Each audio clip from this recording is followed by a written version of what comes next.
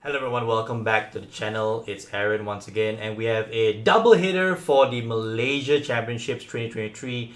We are having a special interview with the runner-up, Mr. Jacob Tan. Jacob, how are you feeling today, buddy? I'm feeling great. Thanks for having me here, Aaron. My pleasure. We've known each other for some years, and I'm glad to see you. After all these years, still kicking it at the top of Malaysian Pokemon TCG. So super glad that I get to interview you as well. Congratulations on your run to the runners-up place at Malaysia Nationals. Thank you very much, Aaron. So before we go any further, I know a brief introduction about the event. Of course, we're talking about the Malaysia Championships 2023, essentially our nationals here in Malaysia ever since we moved to the TPC system. And this is arguably the biggest ever locals only event for Pokemon TCG in Malaysian history, right? So Yes, they definitely. we had like what three almost 300. I think it was 281 the final count, but we have almost 300 players, battling out on day one, and then only the top Yeah. 16 progressed into day two. You were the 16th seed going in, Yes, which is I was a lucky brilliant. one. And then you fought your way all the way to the finals. We covered some of your matches on the live stream that day. So for those of you who want to check out the matches that we covered for Jacob's matches, you could check out the YouTube channel where I was given the opportunity to commentate on that day, and we had some fire games, bro. That's the best part. Some awesome games on display with you playing, your deck.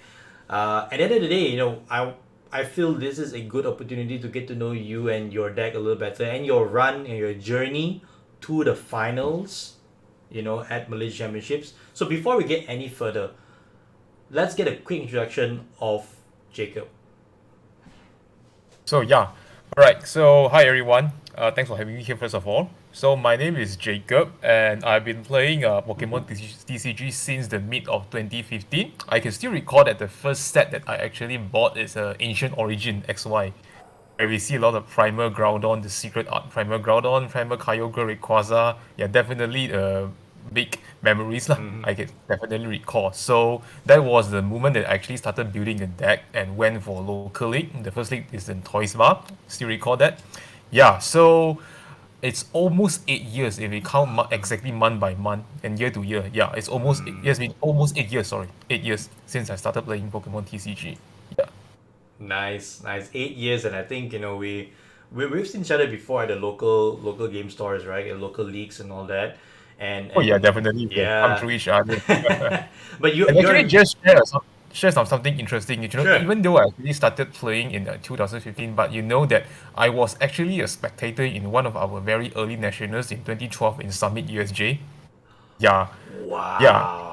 That time actually I was just a random kid passing by while shopping with my mom, and I was just witnessing, wow, what is the kind event? Everyone's playing Pokemon, the youngsters and the seniors. But then I never actually expected that was actually a national championship. I think that even you were there. I saw I a young was. Aaron. I was. Yeah, yeah. And never expect that few years later, I had the chance getting to venture into this game and even getting to know each of you guys. Yeah, it's all fate, but I really enjoy the atmosphere. But that also makes me feel that, oh, time really flies. Almost a decade. It's already 11 years from the day. The National Championship has been definitely grown enormously, not just of the Yes. venue, but as well as the number of participants, which is definitely a good sign. Yeah. 100%. And I think, you said it about the growth of the game, right? Think about it this way. In 2012, at the nationals that I played, that was my first nationals, which I attended. And we had, I think, thirty players in that nationals. And we Around that, just including the juniors. Yeah. included juniors and seniors, right? So we pretty much Yes. 10 times that tournament in 11 years. So that is a crazy growth rate, for the game and for the Malaysian community, and it's even a much bigger achievement considering the fact that you are actually one of the top players at this event. And that's one of the reasons why we're here. We wanted to get to know you better, get to know your deck better, get to know your journey at the tournament a little better. And so without further ado, let's jump straight into it, right? You were playing Sure. Lost Zone, Radiant Charizard, and Sableye, right? Which is a That's true. superbly unique deck choice for the event, because when we did some data digging and data mining on whatever people played, I believe you were the only one out of. You're definitely only one out of top 32 and top 16, Yes. obviously. I think you Yeah, might have been only one of two in top 64 and one of three in top 128 because we did some data mining with some help from the I community. see. I think there were less Yeah. than three Radiant Charizard Sableye decks in the top 128. So this is like Wow. one of the rarest decks performing during So the event. underrated. Exactly, you know. So looking at that, looking at the list, right? Let us know what went through your mind in picking this particular deck for the tournament. Well, that is going to be an interesting answer, I swear, First Okay. of all, I have to admit that this is a pretty last minute choice because the actual Lost Box deck I've been testing is actually definitely the most, the most famous deck, which is the Kyogre version. The Kyogre and the Greninja version, we call it as a Turbo Lost Box deck. Yeah, I think that most of the players they name it lah, Turbo Lost Box, because that without a doubt, that this deck is definitely this version is definitely the most potential Lost Box deck where you can attack very aggressively with different attackers. But as soon as I actually came to the nationals approaches, I realized that consistency is actually much more important apart from the potential. So after making some consideration, I decided to switch it back to the Sableye, which is the first Lost Box version that I tested. So why did I mention that? Because actually, when I came back to competitive playing, it was actually just in the mid of it's the first week of May, where I actually started venturing back into Pokemon TCG after not playing for the past 3 years due to the MCO, which is the pandemic. So that actually changed my lifestyle for not competing competitively and even not chasing about all our new metas. So when the PTCG Live actually replaced the PTCGO, I realized, oh, they gave us some new cards, but it's so hard for me to craft for any other new cards. So I really want to play some decks like Lugia for sure, the mainstream deck like Lugia, Mew, and even Gardevoir, but it really takes time for me to craft all of them, and it's very hard for me to play test personally as well due to work. So what I actually did is that I just actually made the immediate decision by just play testing Sableye in the DCG Live, and I realized that it's actually not too bad, even though it's much slower compared to the turbo version, but it's still the potential is there. So it's actually the first deck, the first Lost Box version that I have tested. So the confidence and experience is definitely there. When I was free, just turn on the switch on my phone, turn on the app, and just play test, buy it online. And then actually I realized that maybe I should also give a try on the turbo version because so many players across the globe they did so well with the turbo version. So I was wondering that there must be something why all the top players, the good players, even our locals one, they are all choosing it. Yep. So yeah, I made some changes. I did some effort to switch the deck to test the turbo version instead, but it all actually at first it was actually doing well. I was enjoying the turbo version. The speed is actually way faster, which I really enjoy it. But it's not really suitable when it actually breaks hardly. So if you will realize that most of the typicals, the turbo low smokes deck, their typical list is like they have run 3 to 4 copies of energy recyclers, up to 11 different types of energies, and even 4 Mirage Gate, which might be a bit bricky when you actually the things do not turn well lah. And somehow my friend actually reminded me that we are no longer back to the TPCI format. There's no longer best of 3 in regionals or nationals. We are all playing best of 1. So Yeah. so when you actually break, it's still very very scary. So yeah, so considering that I only have like less than a month of getting all the physical cards, so I actually asked my friends. But thanks to my friends, which is Brian Chan, the long friend of me, the old long friend of me in the Pokemon community, he actually had the courtesy of lending me his entire Lost One deck after he actually abandoned the deck after he actually did unfortunately not doing too well in the previous regional happening in May. So he told me that Lost Box is really bricky and it's not. I really don't fancy that. If you Jacob, if you really want it, I can just lend it to you. You just have fun in national. It's like a welcome gift to me. So yeah, sure. I told him that sure. You just lend me your Lost Box engine and I'll just figure out what choices I want to fit in. Yeah. So after multiple play testing and advices from some friends, it makes me feel that I think that consistency is actually more important than potential in this current format, just because we are playing best of 1. Yeah, so I really don't have any choices of, have any extra time of playing other mainstream deck like Right. Lugia, Gardevoir, Mew. I really want to, but I don't have the cards, both physically and online. So the choice is very, very limited. And fortunately, yeah, this deck actually tricked me well lah, after I actually played testing it and managed to do quite well and draw pretty smoothly after adjusting the deck. So like what Todd Ratcliffe say, consistency is king, which I definitely agree. Yeah. Brilliantly said. I don't think I have anything to add to that because I think that journey that you had, on picking this deck is perfectly summarized in what you just mentioned. So if anyone felt like skipping that in this video, you should just go back in time and listen to what Jacob mentioned about bringing a deck, that maybe you feel like it's your only option, due to other constraints. And I'm sure a lot of players in today's community will feel that way in different manners, but it's all about making it work based on what you feel is the best options for you, right? Like what you said, your friend Brian, who I've also known as one of the, a very, very, very awesome guy, in his own right. He blends you a deck. Pretty much, he said, "Hey, here's the Law Zone engine. You could have taken it either way. You could have gone into the Charizard route. You could have gone into, Turbo route, like many Malaysian players did. That was Yeah, by far right. the most represented deck in Malaysia, by the way, in the meta, not just in Yes. top 64, top 128, but also in totality based on the data that we have. But Yeah. you chose a different route, right? You went down Radiant Charizard. You went through the route that felt, that you could take and, not just have fun as you mentioned, but also do as well as you can do. And looking at it took you all the way to the top of the event, which is an awesome achievement, right? So if I were to look at your Pretty list and insane. sorry, That's pretty insane, yeah. oh yeah, insane is like Neither a can I believe that, yeah. insane is not even close to it, man. That's that's Yeah. that's the best part, right? So if I were to put you on the spot, right, and Yeah. say you have to pick one card from this entire 60 Sure. that made you feel like this was the best that you could bring for the entire event, what would that card be?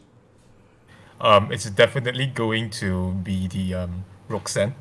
Ah. Roxanne is definitely yes. Because I believe that this particular supporter card is not only useful in the Lost Box deck, but it definitely suits in other decks. Like we can see some decks like Gardevoir, Mew, they're also playing the Roxanne in the critical situation, depending on the situation. If the timing is right and perfect, you could just use the Roxanne by combining other cards to tackle the particular opponents. Depends on the different matchup lah. So I think that this card is really huge and sick for me. Yeah. Nice. Because Nice, Roxanne. the six and it actually reminds me of Ace Trainer. I'm not sure if you still can recall back Yes, in Ace Ancient Trainer. Origins. Ancient Yes, Origins. so it really, really recall me is about all the previous supporters we have already had. So yeah, in the best of one format, Roxanne is really, really, really sick. Considering that most decks that did not actually run some draw engines such as Curlia, yeah, some deck they actually can't fail to draw after being Roxanne into the very tight hand. So I think that this card really, really fit into really is really, really important and critical. Yes.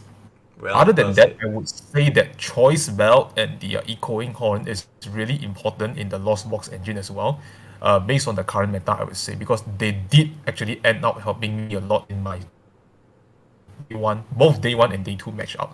So, yeah, if you ask me, I wouldn't really cut it, even though moving on to the next expansion, if I were to play the same things, but probably switching other cards, making some adjustment to adapt into the brand new meta. Nice. And speaking of the matchups that you could face, right? Let's switch over to the matchups that you face, Sure. right, during the event, and Yeah. and so just a quick recap of your road to the finals. Essentially, you had 8 rounds of Swiss on day one, finishing 6-2, and you finished at the Yep. 16th seed. You sneaked in, against all odds. A lot of people who were at 6-2 were definitely on the bubble. I think at least more than half, I think, of the 6-2s were on the bubble, so they missed out, but you got in. And looking at your day one matchups, right, you had a good variety, I want to say. You had a Miraidon, a couple of Gardevoir, a couple of Lugia, a random Snorlax stall, and there's also that Yes. Arceus binder drop, and then there's one Mugenesect. So we're gonna do this for both day one and day two. Day one, what Sure. was your toughest and most interesting matchup on day one? It's in terms of toughness, it's definitely going to be the Arceus matchup. Just because Okay. not because of the Arceus ability, but the Mm-hmm. most critical card that actually brings the damage is the Lost City. Because the Sablezard version is actually different from the Turbo version, whereas that we only have the Charizard, Sableye, and Cram as the attacker. So once they are being sent into the lost zone, you can never recover them back. Yeah. So it's really hard to find out the second attacker once they're being lost zone. So in the meantime, it means that you really need to pray that all the attackers come at the right time without pricing any of them.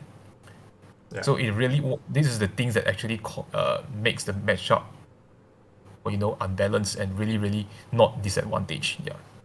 Makes sense. Makes sense. Good It's points why I there. actually lost lah in the round 7. It's a tough loss, yeah. Yeah, and I think just to segue into your day two, I think you have a very interesting redemption arc here, right? Where you had, in day two, four rounds of matches, right? Top 16, top Yes. 8, top 4, and also the finals. You actually faced two of your opponents that you had played against in day one, which Which I lost both. interestingly, exactly right. You have a Yes. very interesting redemption arc. Both of your top 16 and your top 8, opponents were your actual only losses in day one, and you won both Correct. of them. Brilliant storyline. That's correct. This is something I would say it's a fate and it's a perfect rematch. Well, I wouldn't use the word revenge, but it's a very good rematch. Yeah. Yeah, it's actually maybe that they got wants me to perform myself to prove that Sablezard can actually do it in best of 3. Because over the events I've been mumbling to all my old friends that the BO1 is just so luck dependent, but in the Yeah. event you really open badly, then it's really cost you the game just like that. Feel that I really missed a good old time the BO3, but so it's thank God I really managed to squeeze into the exact 16th place to prevent the bubble and just managed to prove myself and the deck's capability in the day 2. Yeah. Yeah, that's a brilliantly well said. I think looking at your overall matchups, right, and looking at your overall record, your 13 wins, 5 losses, nothing to scoff at, right? Like I believe we were able to stream your top 8 and the finals, obviously, if Final. I'm Yes. mistaken. So these Yes. were very interesting matches, and for those of you who want to check out the matches that Jacob played, head on to that YouTube channel. It's not my channel, so don't worry. It is the official Pokemon TCG English Asia channel that you could check out the matches. We definitely commentated over them. There was definitely a lot of back and forths in some of these matches. I think in your top 8 match in particular, this is the Arceus toolbox deck, right, which had almost anything under the sun, and we were at the edge of our seats, especially in the final game, to see whether or not that the Arceus could get out of the situation that they were in. Thankfully, your attackers were adequate in turning the tide, and you got that win. Obviously we miss your Gardevoir matches. Unfortunate, because I'm very sure that top 4 match would have been a thriller. First loss and then double wins after that. And of course we saw you in the finals, and commiserations on that final game. We all know it went to time, obviously, but Yes. I have to point out your game 2. Your game 2 was brilliant. That was one of the best Thank you games so of, much. of Pokemon I was able to commentate, because it was all about minor increments in order to seal the win, right? Yes, your Yes. opponent, Yes. Isaac, who eventually won the tournament, missed the turn 2 Starbirth, right? That was something that we all noticed. Starbirth being the best, ability, by far among the V-Star abilities. But you That's were right. able to pressure your opponent all the way, and the win seemed just inevitable, right? If you had, just out of curiosity, if you had one thing that you would change, right, about your deck, especially for day 2, not just for the final, but for day 2, is there anything you felt that would have been a very good inclusion, in a Sablezard deck, looking at your matchups in day 2? A2. Well, if you ask me, I would actually probably include the third Sableye if you ask me. But I knew that this it sounds a bit greedy, but in the Lost Box matchup, sorry, not the Lost Box. For the Lost Box deck that were to deal with multiples of Gardevoirs and the Arceus Duraludon, Sableye is actually something very important.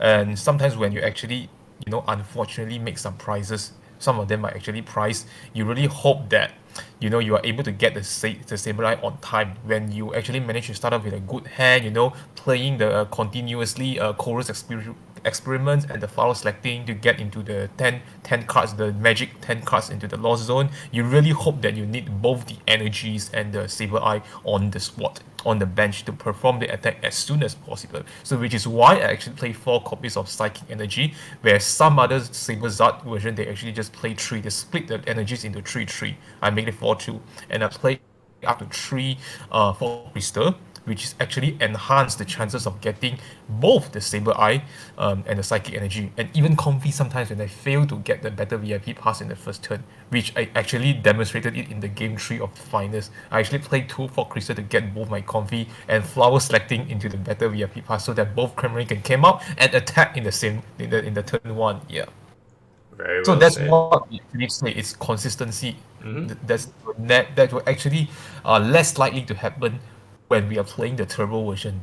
Because I've been testing the turbo version obviously, and sometimes the feeling is not so good when you actually start up with the multiples energies and like a cram, starting the lonely cram or the Manaphy's on active, but your hands are all energy recycler, Mirage Again and energy. Like you can't even get another backup supporter. So yeah. So what made me feel that the Sablezard is actually, it sounds boring, not so many attackers, but the thing is that the consistency is very well. Compared to the Mirage Gate and Energy Recycler, we are playing 4 Nest Ball, up to 3 4 Crystals, and you are playing the Poke Gear to enhance the chances of doing all the cards that you really need to do, like chorus, flower selecting, getting all the exact thing that you need in the early turns. So that's what we actually emphasize on it. Consistency is king. And it really Very well proved said. that all these Yeah. cards actually work out perfectly in day 1 and day 2, almost at the same. Even though it's not called a perfect draw in every single game, but in my majority Yeah. game and matches, I managed to draw well. Yeah, most definitely. This is like the perfect return and perfect redemption arc, right? Like you return after years away. You brought what is arguably one of the more consistent versions of Lost Box, and also one of the more consistent decks in the format. And not only do you go very strongly in day one, but you avenge your losses from day one with a perfect wins in your top 16, top 8, all the way straight away to the into the finals. Now that obviously we already know the results of it, but I think honestly looking at the list that you played, looking at the way in which you have been able to tell me your journey with the deck, I think it's just a perfect story, regardless of the result, right, Jacob? That's the main thing. Appreciate um, it. Yeah. yeah, and I think a lot of the viewers that I've spoken to on our channel, right? Obviously, we do this for you to make sure that we have a way to capture the memory of this event. But also, there are players who are just looking for something that is created by a local player, right? By someone within our region. So, if you have any Yeah. advice, right? If there's one thing you want to tell people who are looking to pick up Sablezard moving forward, what would you tell them? And I guess the second follow-up question that you may probably answer first would be, do you think Sablezard has a place in the new Paldea Evolved format moving forward? Okay, so let me answer the first question first. If Sure. you were to pick up the Sablezard version, you have to always bear in mind that you might come across others lost box decks with different varieties. So you really have to tell yourself that don't strive for the aggressiveness, because based on the deck list that I actually play, I actually strive for consistency instead of aggressiveness. So it's actually very usual. It's very common that your opponent's mages just outpace you in the run and in terms of getting all the cards that they need by playing a multiples, what is that, the lost vacuum and the even using the Greninja to getting all the extra cards. So what I'm trying to say is that our speed might not be the fastest, but the consistency is really helps a lot when it comes in the BO3 format. So you have to tell yourself that consistency is king. So in order to actually realize the potential of the Sablezard version. So Nice. instead of playing some clunky cards such as some of the other, I realize some of the other foreigners, they are actually playing the Magma Basin and the Mm. Mirage Gate version, like 1 to 1 1. I think they attach 1 1. Even playing the Delphox V, to and Yeah. to add it as a additional or alternative attackers, which I found that it's a bit unnecessary. I did test it. I did test, so that's why I think I deserve the right to comment lah. And what I really want to strive for is rather go for consistency. The turn Mm. one Cramorant attack, in my opinion, is actually more than sufficient, regardless of any matchup. Even in Lugia, you have the choice belt to do the magic 110 and 140 damage to KO the Tyranitar and the Lugia VMAX, which is a 2 week KO in terms of price exchange. Yeah, fair enough. And even same goes to the Ashes. Ashes Mm-hmm. Vista with the 280 HP. The choice belt is there to actually enhance the chances of two-hit knockout those two price attacker. So yeah, and we compare to all those decks that mirrors that actually plays Convey and Krem as well, and the Guardi matchup, the turn one attackers definitely give you a chance to take the price cut and take the leads. So I think that the consistency is definitely there.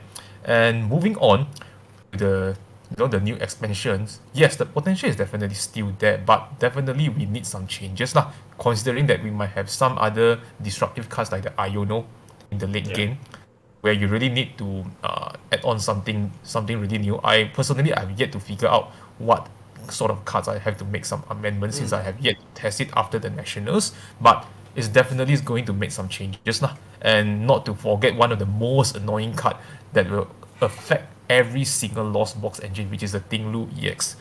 Yes, which will actually affect all your effect by just placing a Holy Mm-hmm. Charge. Both your Cram and your Cramorant and your Comfy will just easily get affected. Mm-hmm. So and you are forced to use a switch card to actually to reactivate the ability as long as the Tinglu is in the active. So yeah, Yeah. the potential is definitely there because I actually did in the same 60. I was since after the PDCG Live had updated the Paldia Evolve set, Mm-hmm. and I managed to get through some of the the Qian Pao EX deck and even the upgraded Gardevoir deck that actually started playing the Reversal Energy and playing multiple copies I know I can still beat them with the exact 60 cards as long as you draw smooth, but it's definitely going to make some change lah, because there are still other rogue deck like a Tinglu that might actually purposely came here to to destroy the Lost Box engine. Yeah, potential is there, so I would Mm. definitely not abandon the deck immediately. Very nice to say. So if any one of you who are watching this and thinking, hey, should I invest in a low zone, Radiant Charizard variant? You already hear from the runners up at the Malaysia Championships. You should. It's still definitely viable, but definitely do some testing to make sure that you get the whole feel of the deck, right, as you play. And again, let's quote Jacob one more time, right? Consistency is king. Don't make too many changes to your deck and ruin that consistency that the deck inherently has, right? Oh yeah, and there's one more additional advantage, and you actually mentioned in the beginning of the interview that this deck is actually pretty underrated and is Oh not yes. Mm. quite unique, right? So it's actually good in the major event, considering that most of the players, especially the competitive players, they have been definitely testing around with their own decks against most of the mainstream deck, I would say, at least the tier one, this the first and second tier deck. Yeah. So if you were to play the mainstream version of the Lost Yeah. Box, which is the Exactly. Turbo Lost Box, yeah, your opponent, most of your top opponents, they might have already know that how to actually counter it.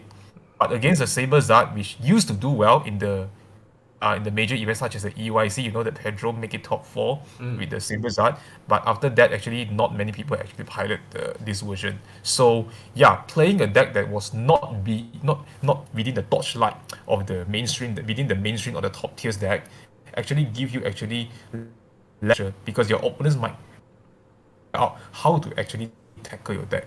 So personally, I'm more towards a rogue style player because if I was back to my competitive years, I was actually playing all the rogue decks actually. Mm. Starting from Seismic Toad with some different very weird variants, and even playing Passimian Coco, which most of my friends actually knew that I was playing that rogue deck Yeah. in the entire 2018 and 19 season Mm-hmm. by adding a lot of weird deck to to actually counter against the mainstream deck. So I think that this Saber Zard is still pretty underrated moving on to the next set because I don't think that this deck will be the torchlight. definitely going to be Qian Pao EX and Gardevoir and even the upgraded version of Mew, Lugia, Lost, definitely not the Sableye. So yeah, who knows that I might just make some amendments, some changes to improve the the overall the potential of this deck while remaining the consistency to deal with the current meta, the latest meta. Yeah. Very well said, Jacob. I think that shows the testament and belief that you have for the deck, right? Like you will also, you've already pretty much, had a view on what could be the deck's few stumbling obstacles that you need to face as you traverse the Paldea Evolved. So I think yeah, it's a deck that still has a lot of legs to it. I would think, and 100% agree that it is underrated. You never know. By that virtue alone, you could sneak in some wins. But that's it. Looking at your experience, now that you're back in the Pokemon TCG, welcome back since your Thank you May return, and so much. now being the runners up at one of the biggest events in Southeast Asia. For me, the final question for this interview: what are you most Yes. excited about? In the coming months. We have a couple of Well, tournaments here and there. You have the leagues. You have the local game store running events. But really, what are you most excited for in next part of the year? Well, I have to say that the currently released set Paldea Evolve is such a blast. It's so much many editions of those cards with a huge potential. So honestly, my heart has not felt that have not been that hyped ever since 2017 when the Guardian Rising sets came up with the double LAs. So yeah, Mm, ever since Guardian Rising, my heart has not been that overwhelming for a while until the recent set, the Powder Evolve. It really, really reminds me of the Guardian Rising set, which is exactly the second set of the year, of that exactly. year. Yeah. Yes, so actually, I'm really, really looking forward to see what the changes the players around the globe are going to make the whole meta even more wonderful and colorful. Yeah, yeah. So definitely looking forward to it. So next month we are having a TCG Open, right? Asia Opens Mm-hmm. in the Pavilion. Yep. So I assume that there'll be a lot of good players from the foreign countries all around the Asia to come over to battle around. So yeah, I'm looking forward to see what kind of decks they will actually offer. So let's see. Maybe in the NAIC, we might actually take some early looks at the meta that was mostly preferred by the majorities. Yeah. Yeah, 100%. I think the next big event, obviously, the Asia Summer Open, as you said, in Pavilion Bukit Jalil.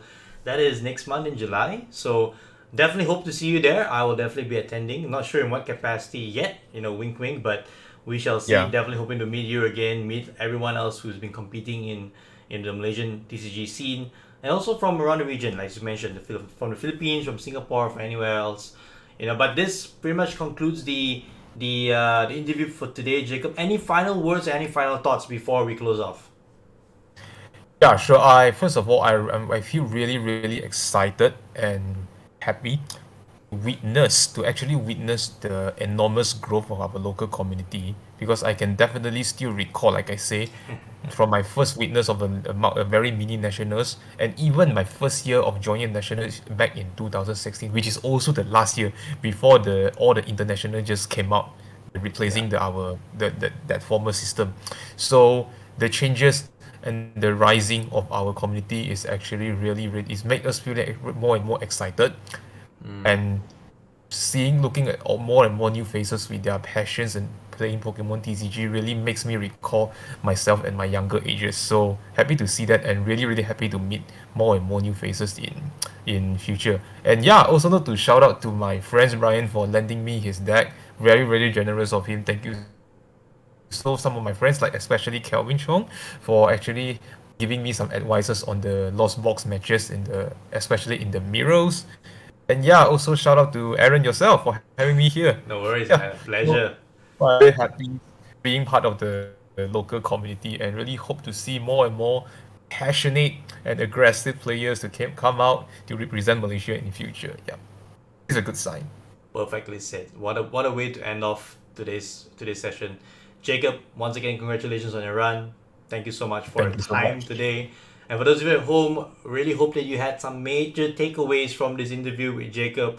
Again, the main thing, if you cannot remember anything else from this interview, remember consistency is king. And that will take you on your road to become the very best like no one ever was. This is me, Aaron, signing off from the channel. Hope to see you in the next video. Obviously, your subscribes, your likes, your comments, everything that you could normally do to support us on this channel is always appreciated. Until then, take care and I'll see you next time. Ciao. Bye-bye.